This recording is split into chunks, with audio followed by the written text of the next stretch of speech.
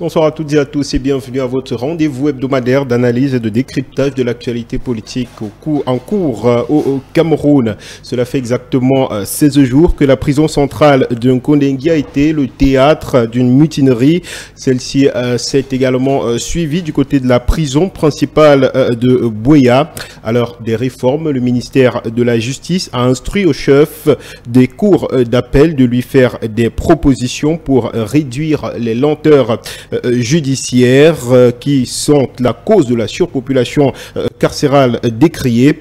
Au même moment, le chef de l'État a lui également instruit un certain nombre de mesures qui ont été communiquées par le ministre de la Communication, porte-parole du gouvernement. Si ces mesures viennent étaler les insuffisances du système judiciaire camerounais, elles permettent à n'en plus douter à juguler l'excédent de prévenus ainsi qu'à humaniser le cadre de vie des détenus. Ce soir, nous passons donc en revue les mesures gouvernementales pour résorber le problème dans nos prisons et nous essayons également de questionner l'impact de ces diverses mesures. Pour accueillir, j'accueille un panel d'experts triés sur le volet. Je commence par ma gauche. Maître Jean-Marie Nouga est avec nous pour une première sur ce plateau. Bonsoir maître et merci d'avoir accepté notre invitation. Bonsoir et je vous remercie aussi de m'accueillir. Je suis heureux d'être là, c'est vrai, pour la première fois. Alors avec vous, on parle comme sujet d'entrée de ce fameux mur pour délimiter la frontière Cameroun-Guinée équatoriale. Est-ce que ça ne constitue pas un frein à l'intégration sous-régionale et même régionale? Ah tiens, on en est là. Je dois dire que je ne savais pas, mais vous savez, les problèmes d'intégration africaine, on les a abordés toujours sur un angle politique et c'est dommage. Et parce qu'aborder sous un angle politique, ça peut donner effectivement des actions comme celle-là, ériger des murs entre les peuples. Oui. Mais comment allez-vous vraiment ériger un mur entre l'Intumu d'Ambam et l'Intumu de la Guinée équatoriale qui sont à côté? Vous n'y croyez pas? Mais que ce sera un mur de quoi? C'est un même peuple, c'est une même anthropologie, c'est une même culture. Quel mur voudrait-on ériger? Et je pense qu'il y a un déficit également de promotion de la citoyenneté africaine, de la culture africaine. Et ça, c'est la faute de nos élites, de ceux qui nous dirigent. Et je pense que nos peuples doivent examiner ces questions de près et se mobiliser davantage pour une Afrique plus souveraine qu'elle ne l'est aujourd'hui. Vous voyez, moi, ça me fait... C'est un choc de penser qu'entre la Guinée équatoriale et le Cameroun, on puisse ériger un mur. C'est vraiment un choc. Oui. C'est exactement le même choc qu'on avait ressenti lorsqu'à un moment donné, on avait dit à certains Tchans, ils vont parler anglais, et à d'autres qu'ils parleront français. C'est exactement la même chose. C'est-à-dire deux cousins, on leur dit, écoute, désormais, à partir de maintenant, vous êtes des Anglais, ou des anglophones, comme on dit, et vous serez francophones. Parce que nous n'avons pas pris à bras le corps la politique nationale, nous n'avons pas pris en compte nos valeurs anthropologiques qui seules devaient pouvoir permettre la constitution de nos États. Mais écoutez, nous en sommes là. J'espère que les peuples sauront faire tomber ce genre de mur assez rapidement au détriment des politiques. Voilà, on accueille notre deuxième invité sur ce plateau. Merci beaucoup à vous, maître Jean-Marie Nouga. Il s'appelle Morgan Palmer. Il est le vice-président du parti républicain, mais aussi le porte-parole du parti. Monsieur, bonsoir. Bonsoir Cédric Django. Merci d'avoir accepté notre invitation. Écoutez, c'est toujours un plaisir d'être sur le plateau de HTV, la chaîne qui monte, qui fait des grands pas, mais en silence. Avec vous, comme sujet d'entrée, on parle de cette présence chinoise sur le sol camerounais qui a alimenté les débats cette semaine. Les données placent le Cameroun comme le premier pays africain où la Chine a le plus investi sur les terres agricoles.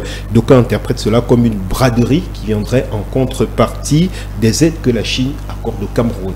Quelle est la lecture que vous avez des relations entre la Chine et l'Afrique et plus particulièrement la Chine et le Cameroun? Alors moi j'ai envie de dire que dans ma conception à moi, nous n'héritons pas de la terre de nos parents, nous la gardons pour nos enfants. Donc évidemment, ça n'a aucun sens qu'aujourd'hui, alors que c'est une problématique qui est au cœur de nombreuses tensions dans le monde, on a vu en RDC, ce problème se pose, de ces forêts entières, ces pans de forêt entiers qui sont achetés par des groupes industriels, des conglomérats financiers. Effectivement, ça pose un problème au Cameroun. C'est celui de l'absence de vision de la majorité que nous avons depuis 37 ans. Aujourd'hui, ces gens qui, à force de naviguer à vue, ont réussi quand même le chic de faire des choses qu'on ne fait nulle part. Moi, je crois que la relation avec la Chine, elle est bonne, parce qu'il fallait à un moment donné questionner le rapport que nous avons à l'alternance. On ne peut pas avoir toujours les mêmes partenaires. Avoir les mêmes partenaires, c'est quelque part un signe d'immobilisme. Donc qu'on se soit ouvert à de nouveaux partenaires, le cas de la Chine et bien d'autres, le Brésil et tous nos autres partenaires, était une bonne chose, mais je crois qu'il faut qu'on réfléchisse dans ce que nous mettons dans ces partenariats.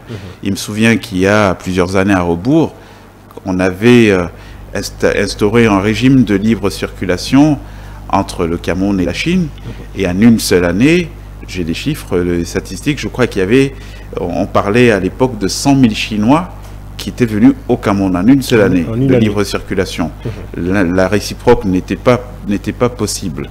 Moi, je crois que nous sommes aujourd'hui, bien que nous ayons des services d'intelligence assez structurés, on peut dire ça comme ça, nous sommes quand même des pays aujourd'hui fragiles et nous devons avoir un regard très vicieux sur l'activité que développent les étrangers dans notre pays. On a vu des choses quand même impensables. Vous avez des Chinois à Douala qui font des petits métiers. C'est juste impensable. Vous ne partirez pas du Cameroun pour aller en Chine faire des petits métiers. Une forme de Chinatown qui est en train de se développer. Bon, voilà, qui doivent... Mais c'est Chinatown, pas concentré dans un seul lieu. C'est Chinatown ouvert à tout l'espace. Qu'il y ait des quartiers chinois comme il y a des quartiers Haoussa dans certaines villes du Cameroun, ça ne pose pas de problème. Mais que des Camerounais se retrouvent en compétition avec des Chinois sur des petits métiers, je crois qu'on devrait légiférer très rapidement sur ces questions pour voir ce qu'il y a lieu de faire. Mais je reviens sur les questions de forêt dont vous parliez tout à l'heure. Nous, au Parti républicain, ça nous pose un vrai problème parce que nous avons une vraie vision sur l'écologie. Nous pensons qu'aujourd'hui, la culture écologique doit émerger dès déjà le plus bas niveau, donc dès la maternelle. On doit pouvoir enseigner aux enfants ce que c'est que la valeur d'un arbre, ce que c'est qu'un écosystème. Ce qui se passe aujourd'hui, nous avons une ville comme Yaoundé qui est en train de se réchauffer.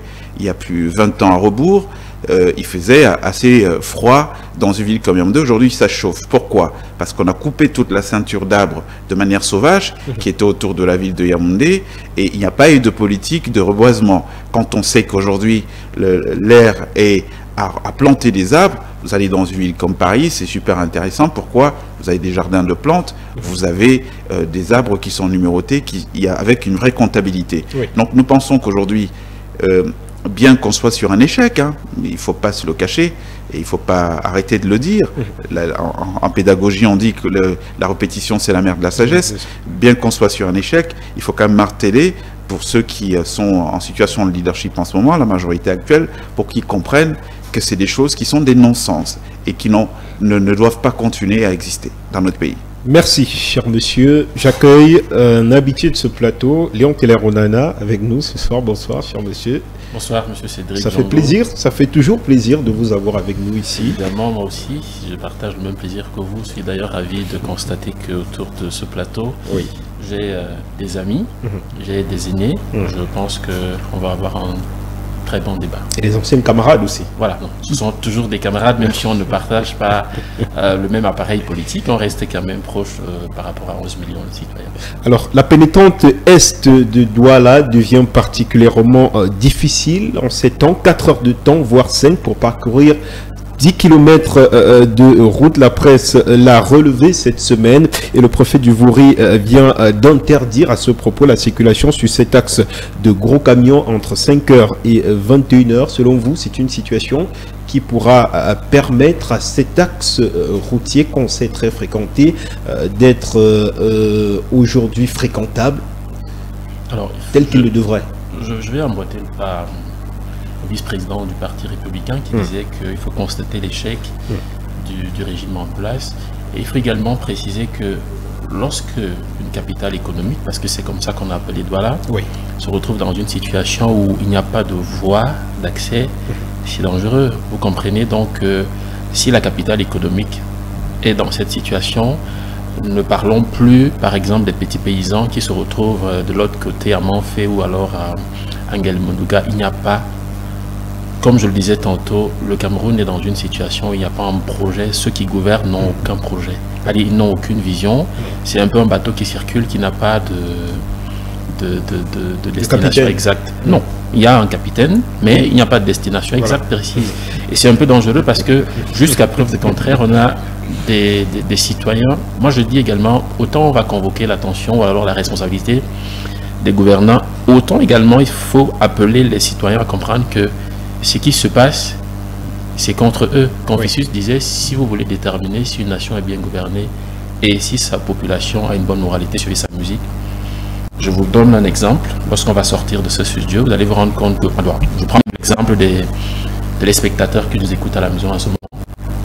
Si on essaie un peu de checker les téléphones portables qu'ils ont, on va se rendre compte que soit ce sont des musiques étrangères, alors c'est de la musique porno qu'ils vont écouter. Ce n'est pas pour dire que c'est systématiquement ça, mais en fait, le gros pourcentage, c'est ça. Voyez-vous donc, si on a des gouvernants qui ont laissé passer ce genre de choses, on ne peut rien attendre d'eux. Et comme je le disais avant le début de cette émission, il est plus que temps. Il faudrait que les Camerounais se réveillent, peut-être pas dans le mauvais sens, mais qu'ils se réveillent patriotiquement pour que ce pays puisse changer. On a de la ressource humaine, on a des compétences, il y a beaucoup de talent dans ce pays. Il faut laisser l'opportunité au soleil de briller sur tout le monde. Merci, cher monsieur. Nous attendons notre quatrième invité, Cerné Bonono Bakota. Il est le secrétaire national aux relations publiques du Peuple uni pour la rénovation sociale. Il nous a promis qu'il sera avec nous. Mais avant, je vous propose de suivre ce reportage qui porte la signature de Jean-Marie Kinfac, reportage qui va bien sûr planter les hostilités du grand débat, de la grande thématique en débat ce soir. Le Cameroun ne tournera pas de sitôt la page des clichés sombres observés tour à tour à la prison centrale de Nkondengui à Yaoundé et à la prison principale de Boya dans le sud-ouest, respectivement les 22 et 23 juillet 2019. Le sujet qui défraie la chronique dans les médias depuis 2 semaines a connu un nouveau rebondissement vendredi dernier, suite à un point de presse donné au ministère de la Communication par le patron des lieux, René Emmanuel Sadi. La rencontre avec les journalistes a découlé sur un chapelet de mesures prescrites au gouvernement par le chef de l'État. Lui, qui dit-on est conscient de la problématique récurrente liée à la surpopulation en milieu carcéral au Cameroun. Pour prendre quelques termes du boss, il faudra accélérer les procédures judiciaires en cours, procéder au désengorgement des différents établissements pénitentiaires du pays, veiller au renforcement de la discipline dans ces milieux. Ces instructions particulières données aux administrations sectorielles compétentes selon des sources avaient déjà été soumises au garde des Sceaux Laurent Esso en 2015. Des organisations de la société civile en ce moment-là lançaient déjà l'alerte sur le risque d'un embrasement dans nos prisons. Au lendemain des mouvements d'humeur observés les 22 et 23 juillet 2019 dans les prisons camerounaises de Yaoundé et de Boya ce soir, eh bien, nous passons en revue les mesures gouvernementales pour résoudre le problème de la surpopulation carcérale qui fait débat depuis bientôt 2 semaines déjà. Morgan Palmer, à l'origine de la mutinerie, il y a l'amélioration du cadre des détenus, comme je l'ai dit. Vous avez sans doute eu à voir, vous aussi, ces images qui ont circulé sur les réseaux sociaux où l'on pouvait observer des personnes, des prisonniers superposés pratiquement les uns sur les autres. Quelle est l'appréciation que vous faites aujourd'hui du cadre de vie des prisonniers au Cameroun? Oui, mais ça pose un problème de statistique, ça pose un problème de prospective. Nkondengui a été construit en 1968, donc il y a plus de 40 ans à rebours aujourd'hui, et a été construit pour accueillir à peu près 1000 prisonniers au maximum. Là, nous sommes sur une population carcérale de 6000 prisonniers, 6000 détenus, et donc on comprend très bien que le cadre n'est plus approprié pour accueillir autant de gens. Donc effectivement, ça pose un problème, celui des droits de l'homme, Parce que le but de la prison, c'est de moraliser les gens en vue de les réhabiliter par la suite. Les gens ne sont pas perdus et ne deviennent pas inutiles à la société parce qu'ils sont en prison. Ils sont dans une étape qui leur permettra peut-être de revenir être des très bons citoyens. Oui. Donc pour cela, effectivement, on doit veiller sur le cadre. Ce qui se passe à Kondengi, et donc on n'a pas travaillé sur ces questions. Moi, je suis un peu étonné quand j'entends du côté du ministère de la Justice parler de mesures d'urgence, comme si on était sur un problème conjoncturel, alors que ça fait des années que ça dure. C'est-à-dire que, en termes de prospective, je vous en parlais en début de propos, en termes de prospective, il a tout simplement fallu réagir en se disant, bon, on est sur des ratios démographiques qui sont dynamiques, c'est-à-dire que c'est pas la même population en 1968 du Cameroun que nous avons en 2019. Oui. La population a grimpé, donc il faut certainement d'autres infrastructures pénitentiaires pour accueillir le flot de délinquants que la société va produire. Parce que ça va ensemble de toutes les façons avec l'évolution de la société. Ça n'a pas été fait. Et donc on entend des petites mesurettes, c'est de la politique politicienne que nous décrions nous. Et je veux bien sur ce sujet quand même attirer votre attention sur le fait qu'au Parti républicain, nous nous sentons concernés au premier chef.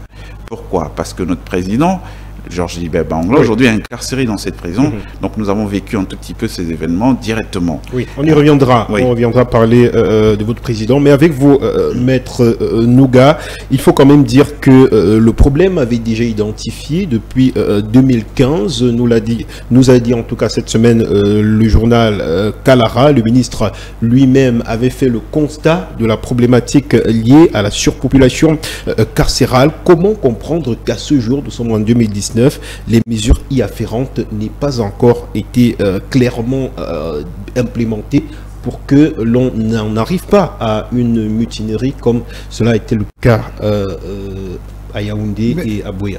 Écoutez, j'ai aimé cette phrase. Nous sommes dans un bateau qui a bien un capitaine, mais qui n'a pas de destination, c'est tout. Il n'y a pas de destination. Et j'ai personnellement participé, lorsque j'étais vice-président de la commission des droits de l'homme du barreau du Cameroun, c'était en l'an 2000. Nous avons fait des travaux qui ont montré à l'époque que la prison en 2000 était déjà hyper surpeuplée, je ne sais pas si on peut dire ça. C'est-à-dire qu'elle recevait, je crois, 300% de ce qu'elle devait recevoir au-dessus. Et on a fait des propositions. Il y a eu un programme qu'on a proposé, qui a été d'ailleurs accepté par l'Union européenne et que l'Union européenne a financé pour décongestionner les prisons. C'était le programme PACDET, programme d'amélioration des conditions de la détention et des droits de l'homme au Cameroun. Mais tous ces programmes étaient faits à côté du ministère, je dis avec le ministère est au courant. Mais on a demandé de construire de nouvelles prisons. Parce que Kondengi, il y a 51 ans ou 52, je ne sais pas moi, avait été conçu pour 700 personnes. En 2000, Kondengi accueillait déjà 3500. Aujourd'hui, on dit que Kondengi a 6000. Mais je ne sais pas. Alors, lorsque nous en parlons, on nous dit, écoutez, c'est des opposants, c'est des avocats, ils aiment trop bavarder. On nous dit de ne pas parler. Mais écoutez, maintenant on n'a pas parlé. Depuis 2000, on s'est tué. Et puis voilà, il y a des mutineries, il y a des brûlures, il y a des incendies, il y a des choses qui auraient pu se transformer en d'autres choses. Il y a des choses qu'on aurait pu éviter aussi. Il faut construire les prisons. Il y a l'argent pour ça. Recouvrer les frais de justice criminelle. Il y a des centaines de milliards, je suis certain, qui peuvent être disponibilisés cette année seulement.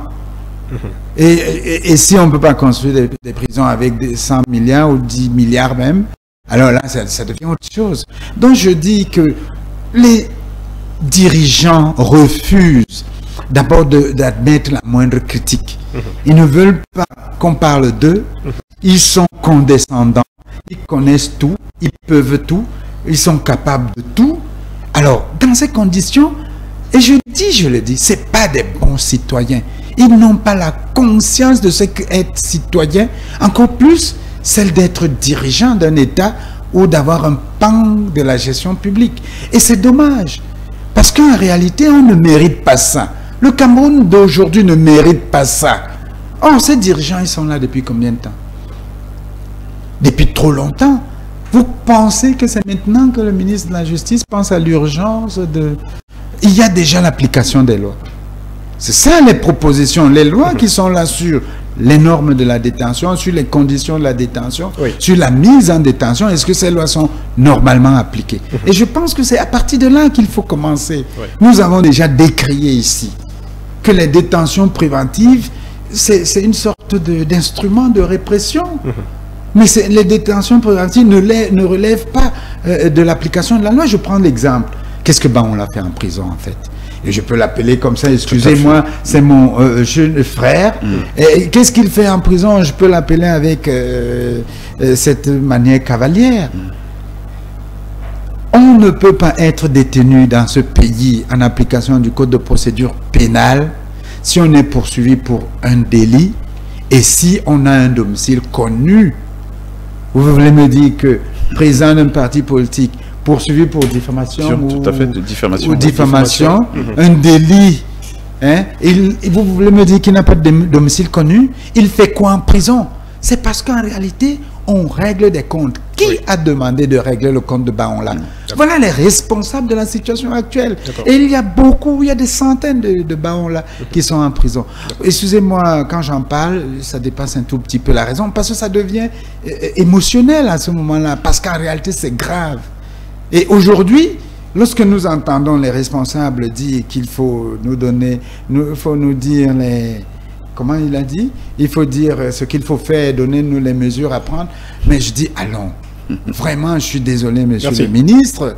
Il y a des mesures qui sont données. Lisez les normes de la détention publiées sous le financement de l'Union européenne par le barreau du Cameroun. Il y a des recommandations, etc. On reviendra sur ces recommandations. Léon Teller, le garde des Sceaux, Laurent Esso, avait le 26 juin dernier adressé une correspondance au ministre secrétaire général à la présidence de la République pour sonner l'alerte d'un risque d'embrasement. Une autre lettre avait également été adressée au ministre délégué à la présidence en charge de la défense pour prévenir justement de tous ces événements qui se sont passés dans les prisons camerounaises.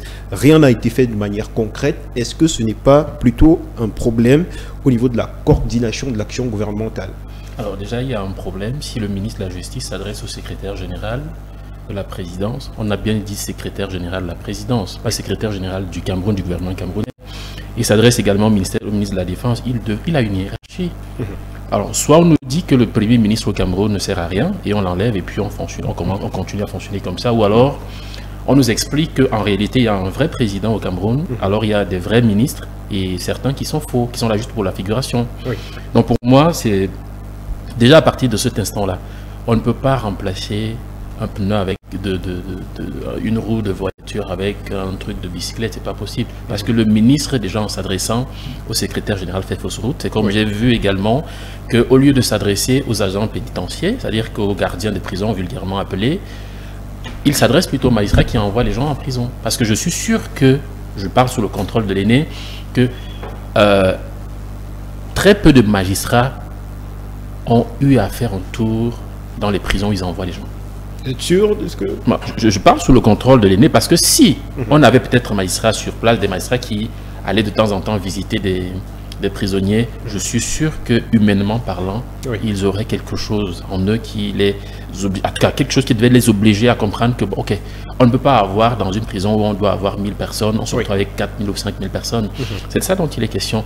Encore une fois, on s'adresse aux mauvaises personnes, on essaye de prendre des solutions juste pour meubler la presse, le temps d'une semaine, et puis on revient à la norme, c'est-à-dire que la norme qui est celle de toujours politiser, parce qu'aujourd'hui, on nous a laissé croire que le problème qui se passe à Kondengui, c'est un problème qui concerne le MRC, qui concerne les ambazoniens, alors que c'est un souci.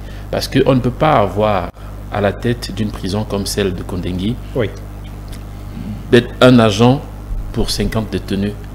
on ne peut pas également tout le temps, parce que c'est tout le monde qui sort. Vous savez, il y a une chanson qui est sortie où on parlait en Betty que Kondengi n'est pas bon, où on disait qu'un artiste décrivait Kondengi comme étant un lieu où on mange les souris. Je ne sais pas si c'est vrai, mais si les artistes qui sont les voix, des sans-voix, peuvent le dire en chanson, ça veut dire que c'est quelque chose de sérieux, ça ne date pas d'aujourd'hui. Et je me dis encore une autre fois que au Cameroun, aussi longtemps que ce peuple restera sourd, muet, inactif, on va avoir des ministres qui vont toujours s'adresser aux mauvaises personnes pour juste faire meubler la presse avec quelques informations. Le peuple camerounais, il est responsable de cela aussi. Bien évidemment, le peuple camerounais doit être également responsable. Pourquoi? C'est ce peuple-là qui surge, qui empathie, bon, est-ce qu'on choisit même au Cameroun? Je ne sais pas. Parce que si vous êtes obligé d'aller prendre du pain et de la sardine parce qu'on vous a affamé, vous allez être obligé également de voter la personne qui vous a donné le pain et cette sardine-là. Donc je me dis que à un certain moment, ne pas avoir mangé, c'est aussi une forme de pénitence. Et quand on sort d'une pénitence, on doit pouvoir agir. Que les Camerounais se lèvent à un certain moment et qu'ils fassent ce qu'ils ont à faire. Je ne suis pas en train d'appeler à la révolte, mais un sursaut patriotique pour que les uns et les autres prennent conscience de ce que si vous vendez en bordure de route, étant donné qu'il n'y a pas un marché normal à Nyom, par exemple, c'est la faute de votre maire qui n'a pas, d'une façon claire, identifié un lieu où vous devez faire votre marché. Et demain, lorsque les éléments de la police municipale viendront vous arrêter, on va vous jeter en prison, vous allez vous retrouver dans la même situation que ces prisonniers qui aujourd'hui sont délaissés, qui attendent 10 ans pour être jugés. Donc, les mesures du ministre, pour l'instant, en ce qui me concerne, en tout cas, selon mon analyse, on va en parler. Déjà, il s'adresse aux mauvaises personnes, à la mauvaise personne, parce que si le président de la République est le chef de l'état du Cap, de chef suprême, soit il s'adresse au président de la République directement, ou alors il s'adresse à son supérieur hiérarchique qui est le Premier ministre. C'est pour ça qu'on a tout ce qu'on a aujourd'hui, parce qu'il y a des ministres qui savent qu'ils ne tiennent pas leur nomination du Premier ministre et qu'il est là juste pour la figuration, pour qu'on ait un titre de Premier ministre, sans plus, quoi. Alors, on accueille sur ce plateau, je vous l'ai dit, je vous l'ai promis, il est là, avec nous, René Bueno Bakota. Bonsoir, cher monsieur. Merci d'avoir honoré ce rendez-vous. Vous êtes le secrétaire national aux relations publiques du Peuple uni pour la rénovation sociale. C'est un plaisir de vous avoir. Vous nous prenez en cours de ce débat. Je vais immédiatement vous poser la question. Est-ce que ce n'est pas le fait d'avoir mélangé les prisonniers séparatistes et les prisonniers du MRC, les détenus du MRC, qui a créé finalement avec ceux des prisons de Kondengi et de Buea? Est-ce que ce n'est pas cela qui a provoqué par exemple ce type de mouvement?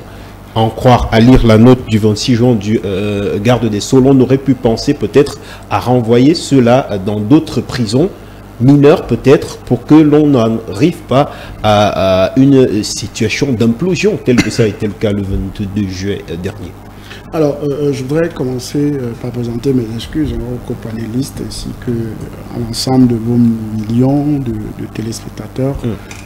Comme je vous l'ai dit au téléphone, j'ai eu un contretemps, mais je me suis précipité d'être là parce que effectivement, non seulement le sujet, aussi la qualité de ce que vous faites est intéressant. Je profite de l'occasion d'ailleurs pour continuer à vous encourager. Merci.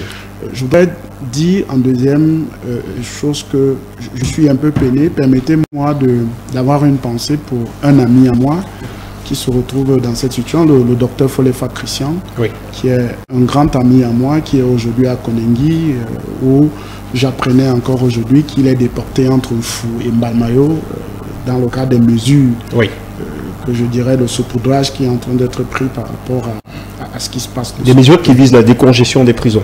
Oui, si vous voulez. Disons que, oui, c'est peut-être une façon de voir. Mais je pense pour ma part, je crois que ceux qui m'ont précédé ici l'ont dit clairement, le problème ne date pas du 22 et du 23 juillet. C'est un problème qui date depuis. Maître Nougal a dit, l'État lui-même a commandé des études. La Commission nationale des droits de l'homme et des libertés a également mené des études avec des recommandations qui étaient claires. Mais sauf que justement, parce que la question c'est quel est le secteur qui marche au Cameroun. Peut-être que si on commence par se poser la question comme ça, on comprendra bien qu'en réalité, on est dans si vous voulez, quelque chose de systémique. Donc on ne devrait pas s'étonner de ce que cette situation qui arrive. D'ailleurs, au quotidien, on se retrouve dans des situations, pour certains, qui peut-être, c'est maintenant qu'ils prennent conscience de la réalité des problèmes du Cameroun, peuvent s'en mouvoir. Mais nous qui essayons de l'observer depuis des années, rien ne nous étonne. Oui, si vous voulez, il est évident qu'il y a un ras-le-bol. Et je pense que le gouvernement, certainement, n'a pas analysé la situation dans ce sens, qu'en s'arrangeant à mettre toutes ces personnes-là au même endroit, qu'en réalité, les revendications allaient se déporter de ce côté-là. Oui. Moi, je vais à Koningui tout le temps pour rendre visite à mon ami Folifak Christian. Sincèrement, quand vous arrivez là-bas, vous regardez rien que la vie, comment elle se mène au milieu de la grande cour où tout le monde en reçoit, en fait, pour ceux qui sont dans des quartiers ordinaires, en dehors du quartier de Kosovo. C'est aussi inhumain que ça? C'est triste. C'est triste parce que lorsque vous regardez la façon dont les gens se comportent, il y a des personnes qui sont complètement délaissées à elles-mêmes, qui n'ont même pas de famille, qui n'ont rien. Il y a des problèmes sérieux. Mais en même temps, la loi camerounaise ne prévoit pas de séparation de catégories de prisonniers. On n'est pas, par exemple, en France où on a des maisons d'arrêt, où on a des maisons de ceci. Au Cameroun, on vous met tous. D'ailleurs, vous êtes en situation de détention préventive. Détention préventive. Vous êtes en même temps que les condamnés à mort même et tout. Vous vous baladez là, dans le même secteur. Parfois, vous partagez même les mêmes prisons. Je pense que les problèmes qui ont suscité ce que nous avons observé, que ce soit à Boya ou à Koningui, ce sont des problèmes qui datent depuis des années. La question des procédures judiciaires, dans tous les sens que vous voulez, c'est elle qui est au cœur de ce problème. Quand on parle des procédures judiciaires, M. Nouga le disait, il y a un aspect en dehors de l'aspect politique. Il faut dire que la question de la détention préventive est devenue une marchandise au Cameroun pour les procureurs. Ça, il faut le dire, parce que parfois, il faut négocier pour que vous ne voyez pas votre parent ou votre proche aller en prison. Ça se monnaie quelquefois par rapport à certaines situations. Donc, on se retrouve dans une situation où, dans ce processus de marchandisation, ça devient et de politisation en même temps, parce que c'est de ça qu'il s'agit, comme il le relevait. On ne sait plus exactement au Cameroun dans quelle situation, quelle est la différence qu'on fait entre le crime et le délit. Pourtant, la loi est suffisamment claire sur ces questions-là. Mais aujourd'hui, je vous prends un cas simple où la Commission nationale des droits de l'homme disait, lorsque vous êtes en situation de détention pour un délit, c'est 6 mois renouvelables, une fois, ça dit c'est 12 mois. Je parle sous le contrôle de ceux qui exercent au quotidien l'activité de l'avocature. Alors c'est 6 mois renouvelables une fois ou 2 fois? Oui, non, le délit c'est une fois. C'est le crime qui est 2 fois. C'est pas qu'on dit c'est 18 mois pour le crime. Vous devez, après cette étape de détention, mais sauf qu'il n'y a rien de coercitif qui dit que si vous avez traversé 18 mois, vous sortez automatiquement. La loi ne le dit pas. Vous avez des gens et comment comprendre qu'il y a des personnes qui ont 3 ans de procédure. 3 ans. Pourquoi on appelle même l'affaire pour la première fois? Ça pose un problème. Ça veut dire qu'au départ de l'information judiciaire, il y a eu quelque chose de tronqué. Normalement, quand on interpelle quelqu'un, ça veut dire qu'on a suffisamment d'éléments pour non seulement l'inculper et dire, ok, ce monsieur-là ne peut pas être chez lui, il faut qu'il soit là-bas, sinon il a des trucs compromettants. On ne peut pas vous interpeller après 3, 4, 5 ans. Vous avez observé tout le temps que quand on décide même de libérer quelqu'un, il fait encore au moins 2 ou 3 semaines. Parce que parfois, ces papiers même s'égarent. Je pense au contrôle de main. On ne retrouve pas. Il arrive des fois où, parce que je vis ça à travers ce qu'on me raconte quand je vais en prison constamment pour saluer mon ami Folefak. On est dans une situation où vos papiers s'égarent. Parfois, un prisonnier est obligé d'aller se placer au-dessus ou dit, ben vraiment, soit je sors, soit je me fais tuer. C'est en ce moment-là qu'on se précipite donc pour aller chercher ces papiers rapidement pour qu'ils puissent sortir. C'est la réalité. Et je crois les ratios, tout le monde est revenu là-dessus. On est au Cameroun, nos prisons, on a plus de 30 000 prisonniers. La population casse normalement qu'on pouvait accueillir, c'est autour de 17 000 pour toutes les prisons du Cameroun. Mais ça devient de l'implosion. Parce que ce qui est en train d'être pris, je suppose que vous allez amorcer ces mesures, c'est juste saupoudrage. C'est-à-dire que, comme Télé l'a relevé, c'est juste pour permettre aux gens de se calmer et de passer à autre chose rapide.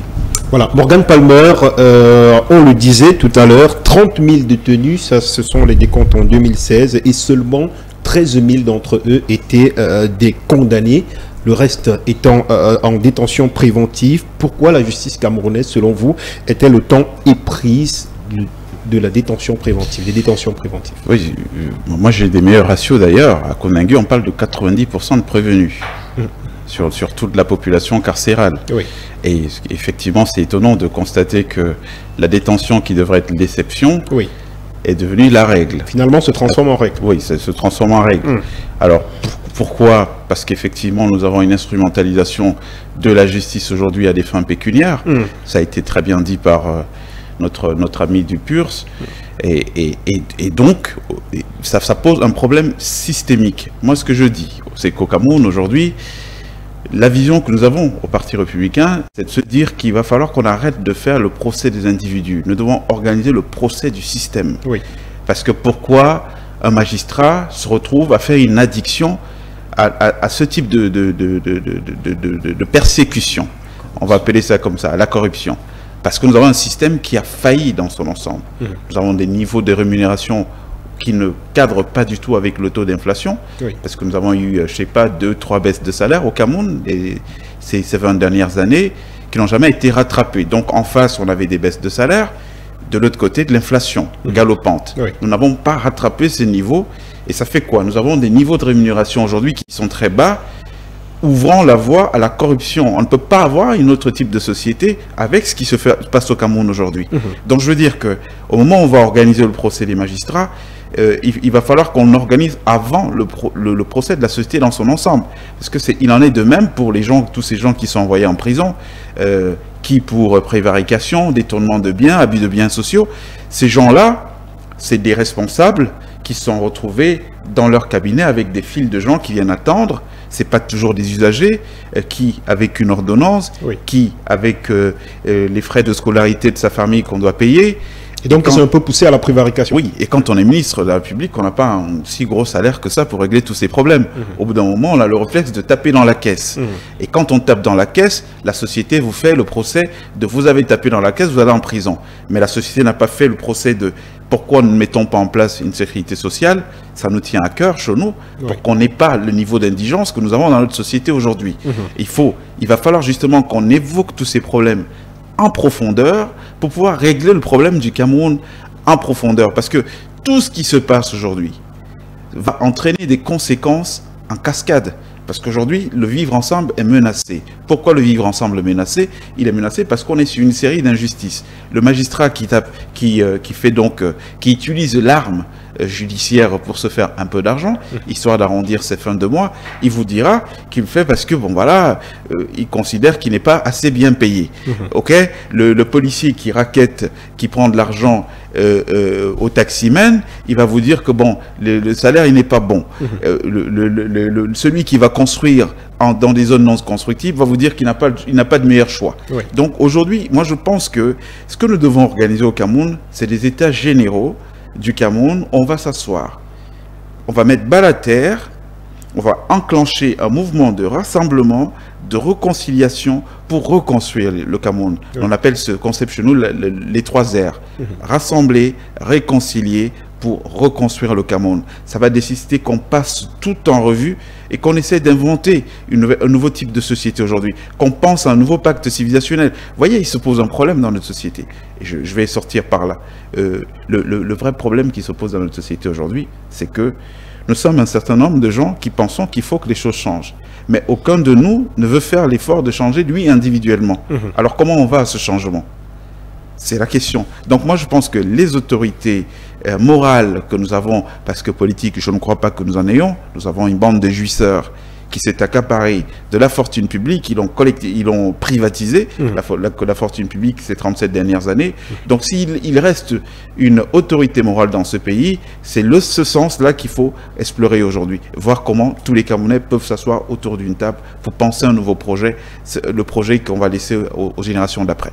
Maître Nouga, revenons sur cette mesure, sur cette note du ministre de la Justice, Laurent Esso, ministre d'État, garde des Sceaux, qui demande au chef de cour d'appel de lui faire des propositions en vue de réduire les lenteurs judiciaires. Pourtant, il y a des mesures, comme vous l'avez évoqué, des peines alternatives à la prison qui ont été adoptées par le code pénal, dans le code pénal en 2016. Est-ce qu'il ne fallait peut-être pas commencer à implémenter d'abord ces autres mesures qui se retrouvent dans le code pénal camerounais, mais qui n'arrivent pas à être implémentées aujourd'hui? Est-ce qu'il ne fallait pas commencer par ce chantier? Oui, vous voyez, les lenteurs judiciaires ne touchent pas que la justice pénale. Oui. Donc, j'ai le sentiment que, c'est vrai, il a vu grand, et pour demander les mesures qui peuvent améliorer la lenteur judiciaire, il a vu grand, le ministre a vu grand, peut-être trop grand. Mais la question des prisons, c'est la question de la justice pénale. Oui. Vous comprenez? Et comme on a déjà annoncé, il y a déjà d'énormes insuffisances dans la compréhension même de la loi pénale, la loi de mise en détention, la loi, mais à partir de la garde à vue, la garde à vue, la mise en détention et surtout la levée de la détention. Vous comprenez? Et j'ai l'impression qu'il y a un déficit parce que le ministre a, si vous voulez, pointé du doigt à la justice et non pas la détention. Il a touché du doigt les lenteurs judiciaires, et je suppose qu'il parle surtout à la justice pénale. Il y a des mesures qui sont indiquées par le code qui permettent en réalité on a évoqué tout à l'heure la durée de la détention, elle est prévue. Mais normalement, elle a une sanction. Elle a une sanction parce qu'une détention, elle est prescrite pour un temps. Lorsque le temps de la détention est fini, normalement, la conséquence est la libération. Comment comprendre qu'il y a des gens qui font une dizaine d'années en détention préventive? Justement, vous savez, nous confrontons ce problème au quotidien. Et on a beau poser le problème devant les magistrats, il faut d'abord dire qu'il y a une mauvaise, et c'est ce que j'étais en train de dire, perception de la loi. Une mauvaise perception de nos métiers réciproques. Les magistrats, je ne suis pas sûr qu'ils pensent que l'avocat est également au service public. C'est un service public, c'est-à-dire au service d'un meilleur fonctionnement de la justice. Parce que lorsque nous demandons souvent les mains levées de mandat, mais on a l'impression que plutôt que de voir le problème qui est posé, c'est-à-dire le problème de gestion judiciaire, le problème d'interprétation de la loi, on regarde l'avocat comme le partenaire, sinon le complice de la personne qu'il défend. Alors que ce n'est pas ça. Donc, je pense que le ministre doit déjà indiquer la bonne perception des normes qui sont en vigueur, de la législation en vigueur, des lois et des règlements qui sont en vigueur. Il faut déjà qu'ils soient perçus. Je prends un exemple, et je pense que, je ne sais pas, vous avez évoqué, en tout cas, c'est évoqué le tribunal criminel spécial. Vous voyez, des mesures ont été prises de manière légale. Que les obstacles à un rendu rapide de la justice soient rigoureusement levés. Il n'y a pas d'exception. Vous pouvez débattre de votre exception, mais le juge le renvoie au fond. Ça a été prévu par la loi. Mais est-ce que ça règle le problème de longue détention? Je pense que ces derniers temps, j'entends encore parler de la détention du directeur général Vamulke, et qui se plaint que ça a trop duré. Il n'est pas jugé, il n'est pas condamné, il est toujours détenu. Et il est au-delà des 18 mois prévus par le Code. Alors, lorsque nous posons ce problème et qu'on le débat pour dire qu'en réalité, ce monsieur n'a plus de mandat de détention, parce que ce mandat de détention est périmé, mais écoute, personne ne vous écoute. Pourquoi? Parce que, et c'est là où j'ai bien là une opinion personnelle, pour moi, il s'agit de rendre des services. Et c'est là où nous disons que la justice ne peut pas être une politique publique, messieurs. La justice n'est pas une politique publique. La justice, c'est un pouvoir d'État. C'est un pouvoir exactement comme l'Assemblée nationale, exactement comme le gouvernement. Alors, mais le gouvernement en fait une sorte de politique publique qui peut lui permettre de régler le problème de la lutte contre la corruption. La justice n'est pas là pour ce genre de choses. Elle ne règle pas les problèmes. La justice, elle est là pour rendre et dire le droit. Alors, dès lors qu'on prend des mesures légales et que les mesures ne sont pas implémentées parce que le gouvernement risque de sanctionner un magistrat, risque de bloquer son passage en grade, etc. Évidemment, on crée un problème national. C'est pour ça que je reviens toujours. Il faut, à l'heure actuelle, la promotion d'une citoyenneté d'élite. Oui. Parce que nous avons une élite anté-citoyenne ou bien péri-citoyenne.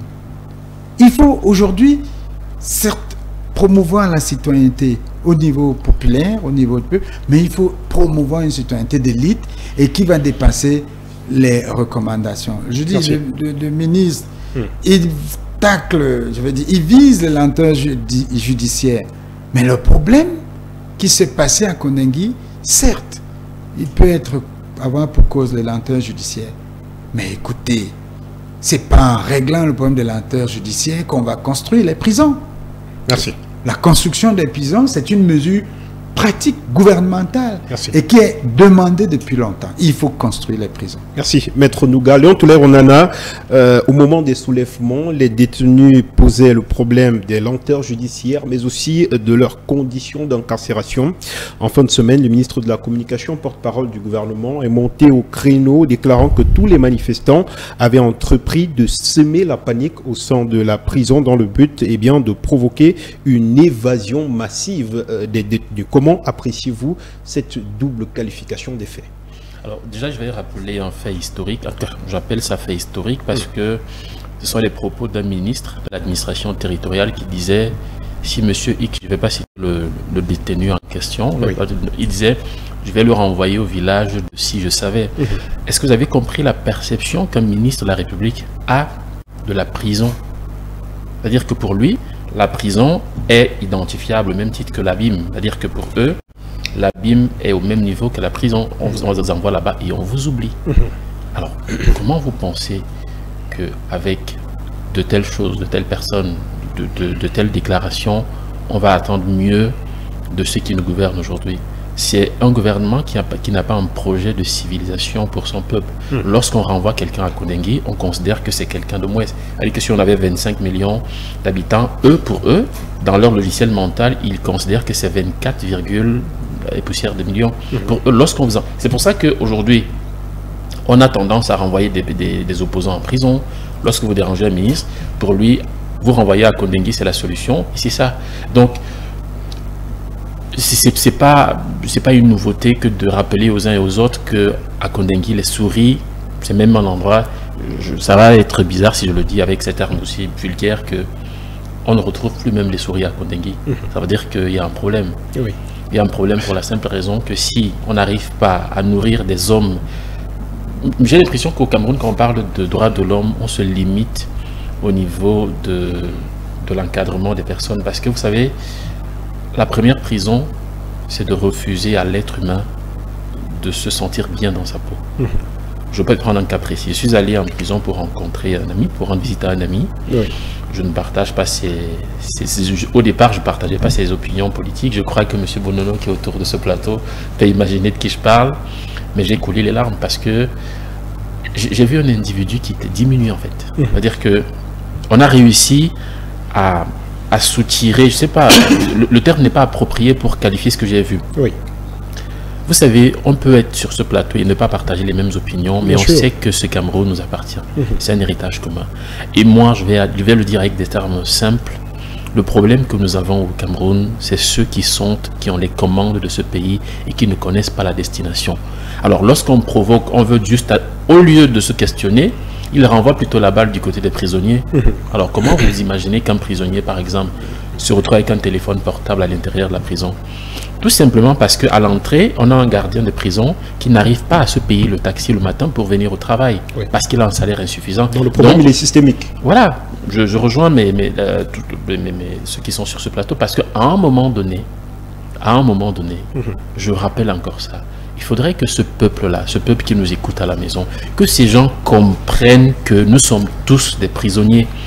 Alors, on va se retrouver dans un pays où, soit... Moi, je le dis très clairement que peut-être il faudrait que ceux qui ont des appareils politiques, ou alors ceux qui sont militants des formations politiques, avec l'avis ou sans l'autorisation de Atangandi ou alors de notre ministre, qu'on se retrouve tous en prison. Quand on part en prison, on dit, ok, écoutez, on ne peut plus supporter, on se retrouve aussi en prison. On va voir comment ça va fonctionner. Peut-être c'est la seule solution. Parce que si vous attendez qu'on vienne vous prendre seul, on ne va pas régler le problème. Parce que jusqu'aujourd'hui, je vous rassure que ces gars vont s'arranger à créer un autre événement d'ici dimanche et vous allez oublier l'histoire des prisonniers. Je vous mets au défi, on va être sur ce plateau peut-être dimanche prochain ou mardi prochain. Oui. On va se retrouver avec un autre thème et on va oublier le thème de la prison. Parce qu'ils vont s'arranger à créer des événements. C'est comme ça qu'ils fonctionnent. Jusqu'à la prochaine mutinerie. Voilà, c'est la gouvernance par embuscade. C'est-à-dire qu'ils créent des embuscades, ils font oublier un certain nombre de choses aux citoyens. Et c'est pour ça que moi, je voudrais attirer l'attention des leaders politiques, des acteurs politiques. On a créé grand monde au Cameroun, le monde des pauvres. Et à l'intérieur du monde des riches, on a créé cisaillé, c'est-à-dire que les politiques, la voix des sans-voix, ceux qui portent la voix comme nous autres, sur des plateaux télé comme ceux-ci, on n'arrive pas à s'identifier au peuple. Et ça, c'est un travail qu'on doit faire au fond. C'est-à-dire que les uns et les autres comprennent qu'à un moment donné, s'il n'y a pas de solution, s'il n'y a pas de réponse en face, alors, comme pour eux, le village de Sidi Savé, c'est la prison, il va falloir qu'on se retrouve tous en prison pour que la situation change. Peut-être. Merci. On vous a compris, René Bolo de Bakota, les revendications des prisonniers séparatistes auxquels se sont ajoutés ceux du mouvement pour la renaissance du Cameroun étaient-elles politiques? À votre avis? Bon, écoutez, vous savez que on a la manie ces temps derniers de tout politiser au Cameroun. C'est-à-dire que quand vous posez un problème réel qui peut trouver une solution sociale, culturelle, mais on va tout faire de dire que voilà. Moi, quand je suis allé, je suis reparti là, une fois que j'allais rendre visite, le premier jour, je me suis hasardé à ne pas avoir le droit de communication. J'ai dépensé au moins 8 000 pour entrer dans la prison. C'est-à-dire qu'il fallait à chaque situation monnayer pour avancer. C'est un fait, tout le monde le sait. Et à l'intérieur de la prison, on vous dira, c'est le prisonnier qui est le chef, qui est le cuisinier, qui est tout. Quand vous arrivez là, vous voyez une certaine comment on transporte la nourriture pour aller donner aux prisonniers. Ben, vraiment, ça fait vraiment. Je pense que les revendications des gars étaient simples. Et c'est ce que nous disons depuis. C'est qu'ils sont en prison pour certains depuis 2016. Oui. Ils ne connaissent pas leur situation. De quoi s'agit-il exactement? Où se trouve leur dossier? C'est-à-dire, c'est comme on voit... Ils n'ont pas été appelés depuis bon nombre d'années. Qui a râlé au bol aujourd'hui. Bon, même si hier, quand on en parlait, il faisait la sourde oreille. Donc, peut-être pour nous, ça peut passer, mais sauf qu'aujourd'hui, eux, chaque fois que les gens en parlaient, ils pensaient que c'est une affaire qui concerne d'autres personnes. Mais quand ils se retrouvent aujourd'hui sous le feu de la rampe d'une telle injustice, il est obligé, il doit consommer parce que à un moment donné de la vie, il a construit ce qui se passe là. Donc, il faut qu'il assume.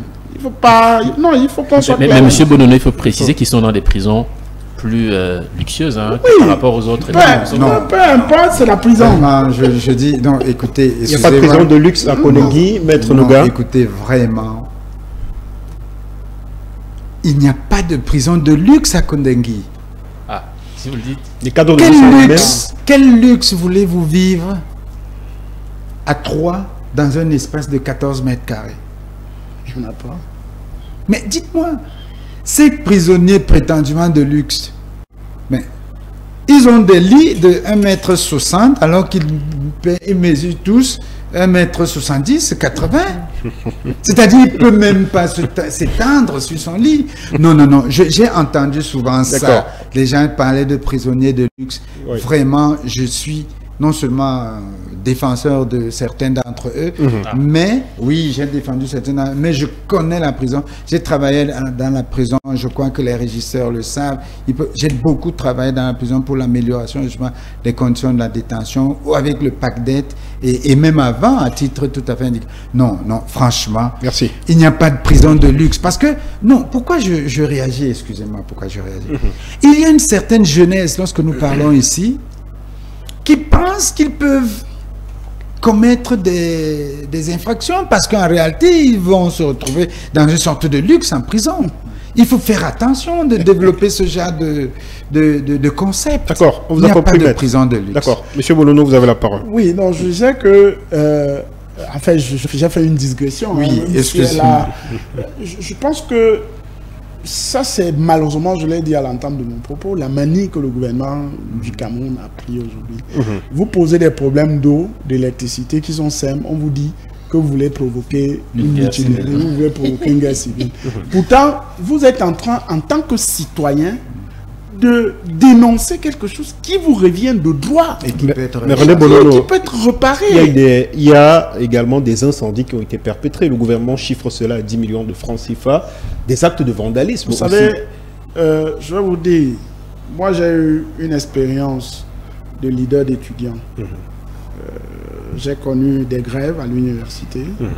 Et ce que je sais aujourd'hui, c'est que lorsque vous amorcez un mouvement, si vous ne faites pas attention, on va vous infiltrer et ce sont ces gens qu'on infiltre là qui vont brûler et casser pour avoir des bonnes raisons de réprimer. Donc moi je me tiens très à distance de cette logique-là où on estime que les gens se sont levés et ils ont commencé à casser ou à brûler. Je ne peux pas le dire avec toutes les certitudes, mais je suis sceptique que ce soit les prisonniers qui aient brûlé tout ce qu'on a vu là. Parce que justement, rien n'interdit, puisque en prison, il y a des gens qui font du renseignement. C'est tout à fait normal, c'est le fonctionnement normal d'un État. Mais quand il y a une situation comme celle-là, qui, si on en croit la lettre du ministre de la Justice, ça veut dire qu'il avait déjà quand même des informations qu'il y a des choses qui sont en train de se faire. De se préparer. Et que si on ne fait pas attention, on va arriver à telle ou telle situation. C'est qu'il a été alerté. Mais je refuse de penser que ces gens... Le souci, c'est justement ça. C'est-à-dire que, comme je le disais, vous dites que vous avez soif d'eau potable. Vous avez besoin d'eau et l'État doit vous donner, le gouvernement doit vous donner de l'eau. On dit non, vous voulez déjà chasser Paul Biya. Vous voulez déjà revendiquer, vous voulez déjà faire ceci, vous voulez déjà faire cela. Est-ce que les problèmes que ces messieurs posent ne sont pas fondés?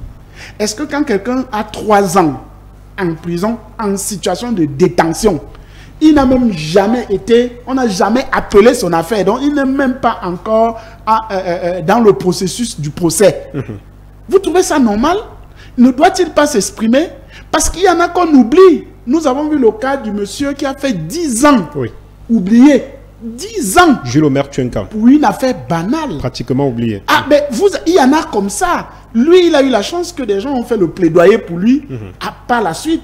Mais ils sont nombreux là qui sont dans cette situation. Vous arrivez, on oublie votre dossier complètement. Mais si un jour, vous utilisez... Et je dis, comme je le dis, ce qui s'est passé là, les prisonniers le font régulièrement. C'est-à-dire que, je vous ai dit tout à l'heure, quand on libère un prisonnier, dès que le président, on a décidé sa libération, vous avez constaté, il peut même encore faire 1 mois là-bas.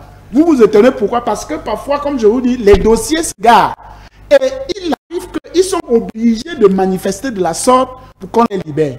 Ces prisonniers ont manifesté un ras-le-bol. Naturellement, il peut y avoir eu des situations qui se sont produites parce que quand on est en prison, on est certes privé de liberté, mais on n'est pas privé de tous les droits. On a le droit de revendiquer que j'ai besoin de ceci, on ne vous prive pas de tous les droits. Donc moi je refuse cette logique qui a une fuite en avant. En fait, c'est logique dans la façon dont le Cameroun fonctionne et la façon dont les gens s'y prennent pour pouvoir adresser les problèmes que les citoyens posent de façon légitime. On vous a compris.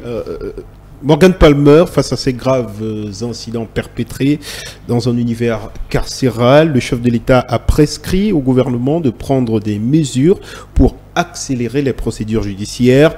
Il y a également le renforcement et la modernisation des moyens de contrôle et de suivi des prisonniers, procéder au désengorgement bien évidemment des prisons. C'est entre autres mesures qui ont été prescrites par le chef de l'État et dont la lecture a été donnée par le ministre de la Communication, porte-parole du gouvernement, René Emmanuel Sadi. Quel regard avez-vous sur ces mesures annoncées par le président de la République pour résoudre définitivement ce problème? Nous, au Parti républicain, ce que nous avons proposé, c'était de développer des peines alternatives. Alors, je rappelle en passant que vous, au Parti républicain, vous prenez comme responsable de la situation le ministre de la Justice, garde des Sceaux, tout à fait, et demander sa démission. J'allais en venir, voilà. Parce que je crois qu'il faut tirer des leçons de ce qui s'est passé. C'est trop facile de passer dessus comme ça, comme s'il n'y avait rien eu. Moi, j'indexe ici la responsabilité du ministère de la Justice. Pourquoi? Pour 3 raisons. La première raison, c'est que c'est parce qu'il y a des lenteurs administratives qu'on s'est retrouvé dans cette situation. C'est au ministère de la Justice qui revient de faire le travail de prospective pour offrir les infrastructures pénitentiaires qu'il faut. Ils ne l'ont pas fait. La troisième raison, qui est la plus grave, qui à mon sens était une faute politique lourde, c'est que la mutinerie a commencé de manière pacifique, en journée. Que voulaient les mutins? Les mutins voulaient avoir un entretien avec le ministre de la Justice à qui ils devaient exposer leurs différents griefs. Ce dernier n'a pas daigné se déplacer. Ça, les Camerounais doivent le savoir. Donc aujourd'hui, en termes de responsabilité, la responsabilité du ministre de la Justice est complètement entière. C'est pour ça que nous avons demandé, nous, par communiqué, au lendemain de cette mutinerie, sa démission. Et nous continuons d'ailleurs à la demander au gouvernement, la démission du ministre de la Justice, parce qu'il va falloir qu'on ait un autre type de gouvernance dans notre pays. On ne peut pas laisser que les gens continuent à faire ce qu'ils veulent et qu'il n'y ait personne pour pouvoir endosser les responsabilités quand c'est des cas comme là maintenant.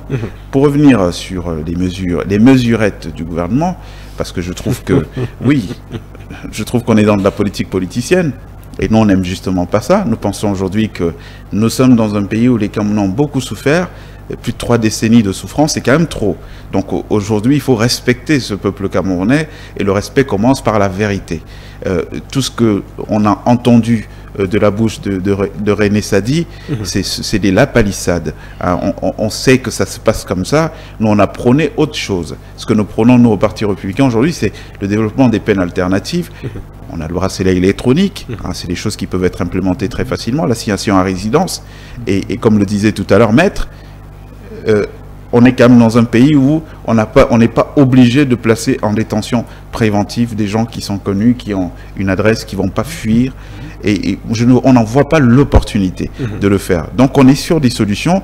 Ça fait que ça nous a fait sourire un tout petit peu dans la semaine quand on a ouï dire qu'il y avait cette note adressée à 10 présidents de cour d'appel du Cameroun. On a dit, ben non, c'est pas la peine de leur donner ce travail, nous on l'a déjà fait. Donc la politique du Parti républicain, c'est de dire que toutes les mesures que nous avons, toutes les idées, la vision qui est la nôtre, elle n'a pas que vocation à être implémentée par nous. S'il y a des choses bien que la majorité en place peut récupérer, eh ben, nous, on le donne volontiers. On le donne volontiers, donc c'est pas la peine de surcharger les présidents de cour d'appel d'un travail que nous, on a déjà fait.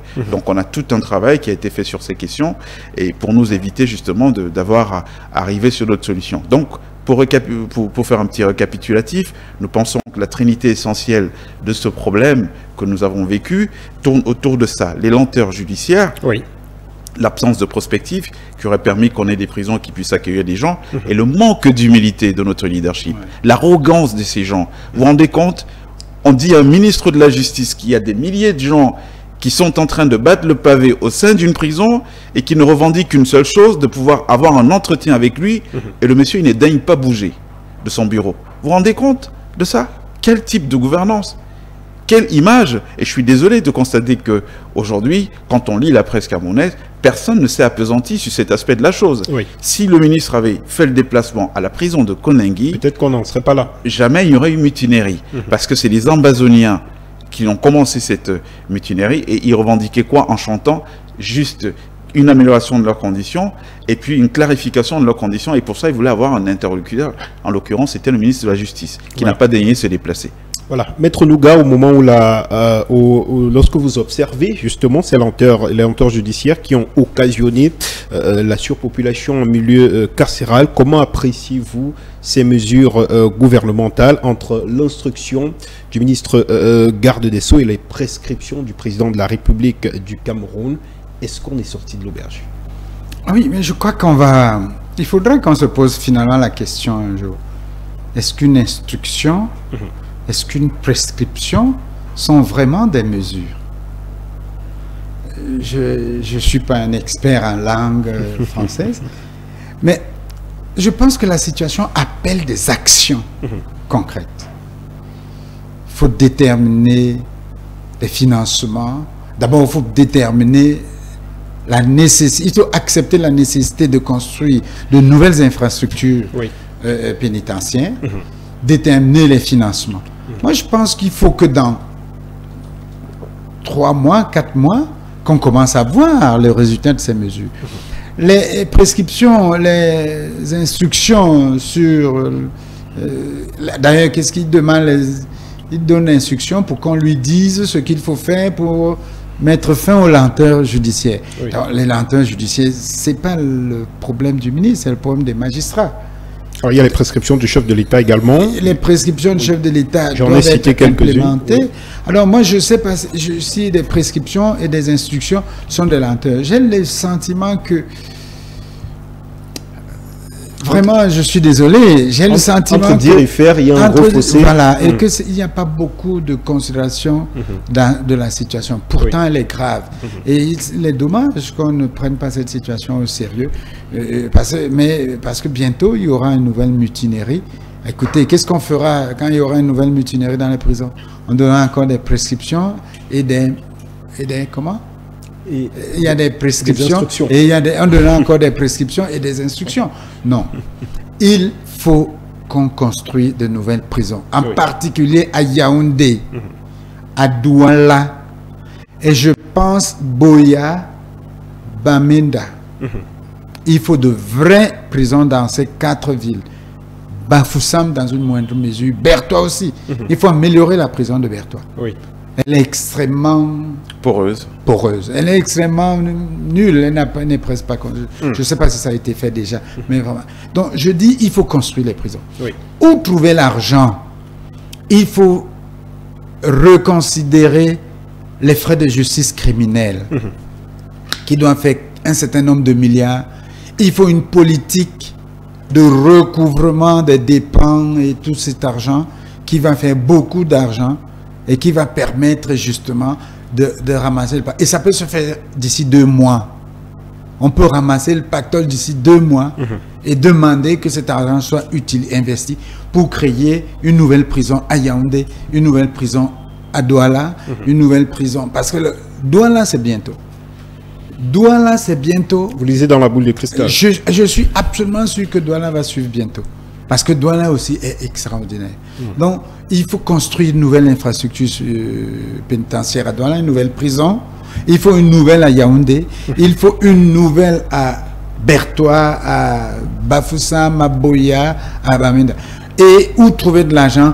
Recouvrons d'abord les frais de justice criminelle. Utilisons mieux ce qui existe. D'ailleurs, les magistrats même se plaignent qu'il n'y a plus de paiement d'émoluments. Les huissiers se plaignent qu'on ne paye plus les émoluments. Ça veut dire que cet argent, on ne sait pas très bien où ça va. Donc, il faut redéfinir un tout petit peu. Il y a des pistes d'action. Maintenant, le code de procédure pénale est clair sur la détention. La détention, c'est l'exception. Ce n'est pas moi qui le dis, c'est le code. La détention est l'exception. Le principe, c'est la liberté. Ça veut dire que les gens doivent aller en jugement étant libres. C'est ça le principe. Les gens ne doivent pas être en détention préventive pour venir en jugement. Surtout s'agissant des personnes poursuivies pour délit. Il faut qu'on mette ça en application et que celles des personnes qui sont actuellement détenues pour des délits, qu'on apprécie rapidement la gravité de leur situation de liberté. Est-ce que leur liberté générait leur représentation devant la justice? Est-ce que leur liberté générait la préservation des preuves, il faut que cela soit rapidement examiné. Et je suis absolument certain que cela est examiné. Il y a même les conditions de garant. Il y a des garants personnels, de façon que si ces personnes sont présentes des garants personnels, on les met en liberté. Ça peut décongestionner la prison de Yaoundé d'au moins 4000. Oui. Je suis convaincu qu'il y a au moins 3000 personnes qui peuvent sortir demain. Je ne dis pas après-demain, je dis demain. C'est-à-dire, à supposer qu'on lance la mesure maintenant, on examine ça à la prochaine audience et le mois d'après, on a 3000 personnes qui sont plus en détention. Ça peut être valable. Donc voilà des mesures concrètes. Alors lorsque vous me dites que mesures pour régler le problème, on a dit des prescriptions, on a dit des instructions, je me demande, c'est certainement en attendant la prochaine mutinerie. Il y a beaucoup de choses à faire, il faut appliquer la loi. Léon Teller Onana, selon l'hebdomadaire Kalara de ce matin, certains détenus du MRC et ainsi que des prisonniers séparatistes ont été déportés vers la prison de Yoko. On voit cela comme un début de mesure. Maître parlait des actes cette fois-ci. Est-ce que ces mesures ajoutées à ces prescriptions du chef de l'État et ces instructions du ministre de la Justice vous semblent-elles fiables pour décongestionner aujourd'hui les prisons et améliorer, pourquoi pas, le cadre des détenus? Alors, c'est pour ça que je vais être contre ce que, en tout cas, ceux qui ont demandé à construire de nouvelles prisons, parce que il faut comprendre que pour ceux qui nous gouvernent, nous sommes des encombrants pour eux. Et les encombrants, c'est à la poubelle qu'on les envoie.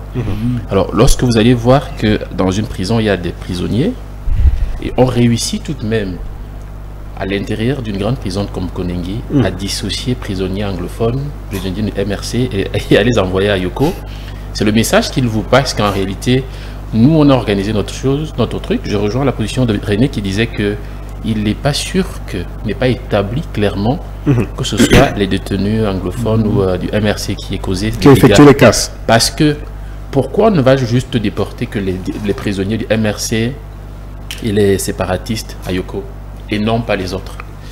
Vous voyez, à un moment donné, je pense que la meilleure solution, c'est d'éduquer le peuple. Éduquer le peuple à retrouver la raison, c'est-à-dire à informer, parce qu'il y a un certain nombre de choses que le peuple ne connaît pas. Je prends un exemple, les mesures dont on parle ici. On sait très bien que les peines alternatives ne peuvent pas être appliquées parce qu'il n'y a pas un décret d'application. Voilà. À partir de ce moment-là, la seule voie qui nous reste à nous, qui sommes peuple et qui sont d'une façon ou d'une autre exposés à ce genre de bévues, c'est de se lever. Vous savez, on a en face de nous des hommes qui ont perdu le sens de l'humanité en fait. Ils n'en ont rien à foutre. Rassurez-vous, si on vous explique ce qui se passe à Yoko, il vaut mieux condamner quelqu'un à mort et le fusiller que l'envoyer à Yoko. Ce n'est pas une solution. C'est pour ça que je dis que pour eux, les prisonniers sont les encombrants. S'il y avait même moyen de les tuer, oubliez ça. S'il y avait une opportunité, c'est parce que nous sommes à l'ère du smartphone où le monde se résume au smartphone. Je suis sûr qu'après ce qui s'est passé à Kondengi, on n'entendrait plus parler d'être prisonniers au Cameroun et on aurait pu créer des fosses communes pour les enterrer dedans. Et c'est pour ça que moi je continue à interpeller la responsabilité des leaders politiques au Cameroun. On n'a pas... Ce sont des robots que nous avons en face. Même les robots, même à un moment donné, les robots sont obéissants. Ce ne sont même pas des robots, ils ne sont pas humains ces gens. Je vous ai pris deux exemples. Les propos du ministre de l'administration territoriale qui estime qu'envoyer quelqu'un en prison, c'est l'envoyer au village si je savais. Alors comprenez que pour eux, ils n'ont aucune vision de la vie. Lorsqu'on vous envoie en prison, votre vie est finie. Lorsqu'on vous envoie à Yoko, c'est pour attendre autre chose. Ce n'est pas pour vous juger demain ou après-demain. Parce qu'à un moment donné, on va vous dire... pour la décongestion. Non, on va vous dire qu'il n'y a pas eu un peu d'espace. Alors, vous êtes déjà allé à Yoko? Non. Vous savez comment ça se passe pour arriver à Yoko? Alors, rassurez-vous, lorsqu'il va falloir que, par exemple, quelqu'un comme Mamadou Mota se retrouve, vienne à Yaoundé pour se faire juger, on va vous dire que c'est le carburant qui a manqué. Alors, en cours de route, il a plu et la route est... Ils ont parlé de mettre en place les audiences foraines. Donc où le tribunal se déplacerait sur place dans ces prisons. Si le tribunal arrive, les magistrats ne peuvent pas se déplacer pour aller voir ce qui se passe à Kondengui, c'est pas à Yoko qu'ils iront. Déjà qu'il n'y a pas de frais de mission et tout ça. Donc moi je me dis, il faut éduquer le peuple. Il faudrait qu'un citoyen, même s'il est pousseur, parce que c'est pas parce qu'on est pousseur qu'on ne peut pas s'intéresser à la vie de la nation, les uns et les autres doivent comprendre. Nous sommes tous des prisonniers et ces gars ils tiennent le pouvoir. Aujourd'hui, je pense que les meilleurs amis des prisonniers sont les gardiens des prisons parce qu'ils subissent les mêmes choses. Oui. Ils prennent les mêmes rations alimentaires que les prisonniers. Et c'est pour ça qu'on va se retrouver avec des téléphones en prison. Et moi, je dis, aussi longtemps que le peuple fermera les yeux, il va se retrouver dans une posture où non, ça ne nous concerne pas, c'est pour les gens en veste, c'est parce que c'est pour les politiciens. On aura toujours des prisonniers choisir les prisonniers politiques que le gouvernement va brandir comme étant la cause de tous les maux du Cameroun, alors que ce sont eux. C'est comme Satan qui accuserait ses démons, les anges à être à l'origine de l'enfer. Merci, cher Léon Teller. René Bonono, selon le ministre de la Communication, des fouilles ont été perpétrées dans les prisons de plusieurs détenus. Il y a été retrouvé d'importantes sommes d'argent, des téléphones portables, des grenades lacrymogènes, des armes blanches, chanvre indien. Comment en arrive-t-on à faire passer des produits comme cela, ce type d'objet, dans un milieu supposé être le plus surveillé? Oh, je ne vais pas qui. Je vais pas qui. Je vous ai dit, quand vous entrez en prison, je crois que c'est Maître Nouga qui l'a dit. Comment ces gagnants de prison sont payés?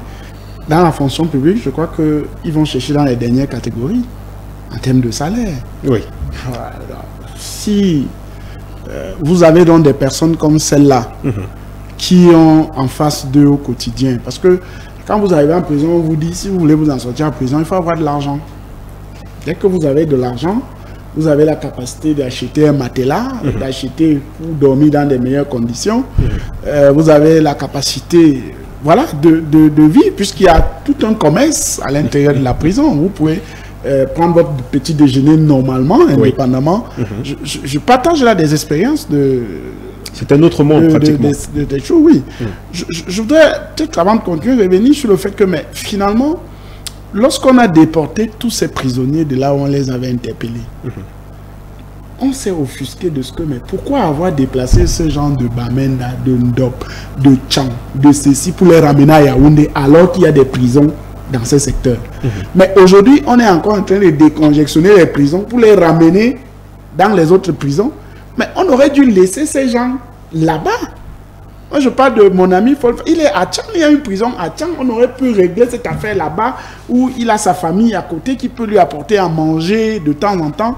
On les a tous déportés pour les ramener ici. Maintenant que ça crée un cocktail Molotov, excusez-moi l'expression, maintenant on déconjectionne pour les ramener encore ailleurs. Bon, quand ça va encore créer une autre situation, là, ils sont en train de partir, qu'est-ce qu'on fera? Et vous voyez que vous parliez des mesures. Non, c'est du dilatoire. Est-ce que le ministre de la Justice ne sait pas ce qui se passe? Quand on envoie des lettres, des notes au président des cours pour faire le point, vous savez, vous et moi, combien de temps ça fera? Et puis on n'en parlera plus jamais. C'est ce qui se passe là. On estime progressivement. Vous doutez de la sincérité de la démarche du gouvernement? Non, mais c'est un gouvernement auquel on ne peut pas. Solutions concrètes. On ne peut pas faire confiance à ce gouvernement. Non, c'est pas possible. De toutes les façons, en ce qui me concerne, je le dis tout le temps, chaque fois que j'ai l'occasion de le dire, j'ai dit je ne peux pas avoir confiance à ce gouvernement. Je vous ai posé une question dès le départ. Est-ce que vous pouvez me citer un secteur qui fonctionne normalement au Cameroun? Les brasseries du Cameroun. La corruption. Ou les renseignements aussi. Oh, même ça, je doute. Hein. Même ça, honnêtement, parce que peut-être que c'est la collecte de l'information qui fonctionne, mais je ne suis pas sûr que l'exploitation de l'information fonctionne. Terminé. Mais les brasseries, quand même. Mais on ne peut pas prendre quelque chose d'aussi, comment je ne veux pas dire négatif, mais ça peut pas être quelque chose qu'on doit mettre au niveau d'éthique, au niveau de quelque chose qui doit être positif à en parler, au point de dire que je parle des situations où vous pouvez me dire, bon voilà, sur le plan des transports, voici ça fonctionne, vous prenez l'éducation, non, ça fonctionne normalement, vous prenez ceci, ça fonctionne, mais il n'y a rien justement. Pour vous, tout est sombre. Et là, non, pas que tout est sombre. On est dans le dilatoire. Oui. Mais pourtant, on a des moyens de faire mieux. Voilà. L'un des problèmes aussi de la justice, c'est que le personnel. Maître, il est dans les... Regardez la charge quand vous arrivez dans un procès, je veux dire une audience, d'audience, le nombre de dossiers que le magistrat a devant lui. C'est ça. Ça pose un problème. Il faut recruter les magistrats. Et le texte qui recrute les magistrats, le statut particulier des magistrats est pourtant clair. On peut prendre des avocats comme maître qui a déjà une grande expérience de droit. D'ailleurs, les avocats connaissent mieux le droit que les magistrats. Ça, c'est connu. Et ils peuvent... On récupère ces avocats-là, on leur fait juste un recyclage sur des procédures et ils deviennent des magistrats. D'ailleurs, j'ai dit le texte qui recrute les magistrats le prévoit, cette façon de recruter. C'est prévu. Donc, pour une situation comme celle-là, on prend des avocats qui ont déjà... Parce que pour avoir un bon magistrat, quand un étudiant il sort de l'ENAM, il lui faut 4 à 5 ans pour commencer à être vraiment, qu'on dise qu'on a un magistrat. C'est pour ça que dans les mesurettes, pour emprunter une expression qui a été utilisée ici, lors de la crise anglophone pour résoudre les problèmes judiciaires, on dit on a ouvert le common law. On aurait pu prendre des avocats anglophones qui ont déjà une forte expérience de l'avocature, qu'on recrute comme des magistrats en leur faisant juste un recyclage d'1 an à l'ENAM. Ils seront meilleurs que des gens qu'il faut attendre 5 ou 10 ans pour qu'ils deviennent des magistrats confirmés. Bon, entre-temps, on a donc toutes les situations que nous avons. Donc, en prenant à mon compte ce qui a été relevé ici, la construction des prisons, les peines alternatives qui sont en train d'être expérimentées dans un pays que vous aimez beaucoup actuellement. La libération des prévenus. Je dis les questions de délit. Et la majorité des gens qui sont en prison dans les détentions, ce sont les délits. La majorité, c'est des délits. C'est des gens qu'on peut laisser là au quartier. Ils n'ont même pas de moyens, mais ils se retrouvent là en prison. Ça vit pratiquement là-bas. Ces mesures peuvent être prises tout de suite et maintenant. Parce que ces dossiers sont connus. Et il serait intéressant que le gouvernement camerounais apprenne à donner des signaux. C'est-à-dire que face à une situation comme celle-là, il pose 2-3 actes où on dit oui, ils veulent aller vraiment vers la solution. Parce que imaginez, au lieu de déporter les gens, ils auraient pu commencer par dire, ok, on évalue à peu près tous les... On a souvent libéré des personnes. Le président de la République pouvait prendre cet acte-là. Que tous ces gars qui ont dépassé, qui sont en situation de délit, par exemple, qui ont dépassé la période de détention normale, qu'on les libère. Qu'ils aillent attendre leur procès au cadre. Voilà une mesure qui peut être prise. Et comme il disait, ça déconjectionne beaucoup de prisons et les gens sont dans les maisons, ils viendront dans leur procès calmement. Ils fuiront pour aller où? Par rapport à quoi? Alors, les autres, ils peuvent les garder parce que, comme il a dit, ça permet de régler des comptes. Ça permet de se retrouver. Parce que ceux qui sont là aujourd'hui, qui sont en train de faire comme ils font là, rien n'exclut que demain, ils seront là-bas. Alors, merci, il nous reste exactement 4 minutes. Morgan Palmer, est-ce que vous avez des doutes, tels que nous vient de le dire René Bonono, sur la sincérité du gouvernement à pouvoir apporter des mesures vraiment concrètes pour que dans 2 ou 3 mois, l'on ne revienne pas à parler encore de la problématique de la surpopulation carcérale et une autre mutinerie, peut-être? Ils ont toujours noyé le poisson, c'est ce à quoi nous sommes habitués ces 3 dernières décennies. Donc, je ne pense pas que... Je suis optimiste de nature. Bon, mais ce gouvernement a de quoi rendre quand même pessimiste. Merci. Maître Louga, peut-être un dernier mot, nous sommes sortis de cette émission. Écoutez, je pense qu'il y a... ça a été évoqué ici, un relèvement citoyen important. C'est déjà heureux que les jeunes... s'approprient un peu cette exigence de relèvement citoyen. Mais il faut absolument que ceux qui nous dirigent sachent que l'eau a coulé sous les ponts. Ils ne peuvent pas continuer à diriger le Cameroun avec condescendance, avec l'esprit de prébande. Le Cameroun n'est pas leur propriété. Et s'ils continuent à le faire, eh bien, écoute, je crains qu'ils ne puissent pas s'en tirer à bon compte. Voilà, on n'en dira pas plus. Cher monsieur, je vous remercie grandement d'avoir accepté de participer à cette autre édition de l'émission Chantier Politique. Merci également aux téléspectateurs qui sont restés scotchés pendant les 90 minutes qu'aura duré ce grand moment d'échange. Je vous donne rendez-vous mardi prochain lorsqu'il sera 21 h pour une autre édition. Mais en attendant, restez scotchés sur les programmes de Humanitarian TV pour un monde meilleur. Bonsoir.